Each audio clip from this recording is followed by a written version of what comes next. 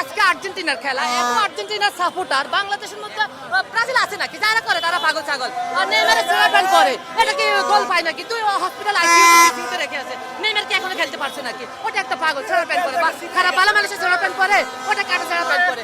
আর আমাদের এত আর্জেন্টিনার সামর্থ্য, ওরা একজনের এসে আমাদের হুঙ্কার দিবে, আমরা এই হুঙ্কার মেনে নিব, এটা হতে পারে না। আমাদের হুঙ্কারের সাথে মাটির সাথে মিশে গেছে এবং গানে গানে তালে তালে সুরে সুরে আনন্দে আনন্দে মিছিলে মিছিলে ওদেরকে মাটির সাথে মিশিয়ে দিয়েছে এবং 500 টাকা জরিমানা দিয়েছে।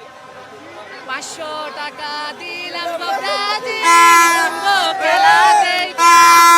আরো 300 টাকা দিলাম থ্রি পিজের লাইগা গো ব্রাজিল, থ্রি পিজের লাইগা। আরো 100 টাকা দিলাম 7 আপের লাইগা। মিলে মিশে 7 আপ খাইও তোমরা ব্রাজিলের সাপোর্টাররা।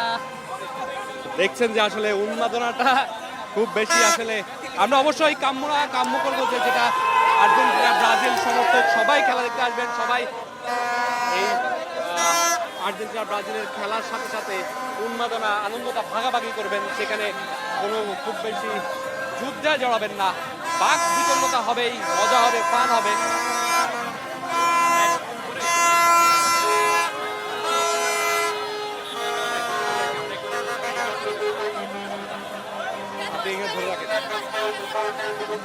আকাশি সাদা জার্সিদের মিলন মেলা বসেছে।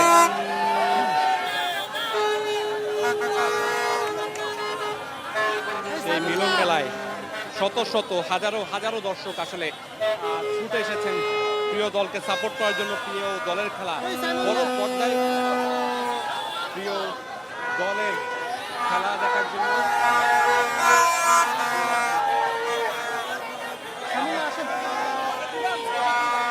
আমরা একটু ভিতরে যেতে চাই, আস্তে আস্তে দেখাতে চাই ভিতরের দিকে আরো বেশি দর্শকের উন্মাদনা। দর্শক দেখতে পাচ্ছেন যে আসলে ঢাকা বিশ্ববিদ্যালয়ের চত্বরে কি পরিমাণ সমর্থকরা জড়ো হয়েছেন, দর্শকরা জড়ো হয়েছেন শুধুমাত্র আর্জেন্টিনার খেলা বড় পর্দায় দেখার জন্য। খেলার যদিও এখনো পর্যন্ত অনেকটা সময় বাকি আছে, তার আগে অনেক আগে দর্শকরা ছুটে এসেছেন শুধুমাত্র প্রিয় দলকে সাপোর্ট করার জন্য। এবং আমরা একটু ভিতরে যেতে চাই আস্তে আস্তে। দেখছেন যে কি পরিমাণে দর্শক আসলে ছুটে আসছেন এই টিএসসির বড় পর্দায় খেলা দেখার জন্য এবং রাস্তা জুড়ে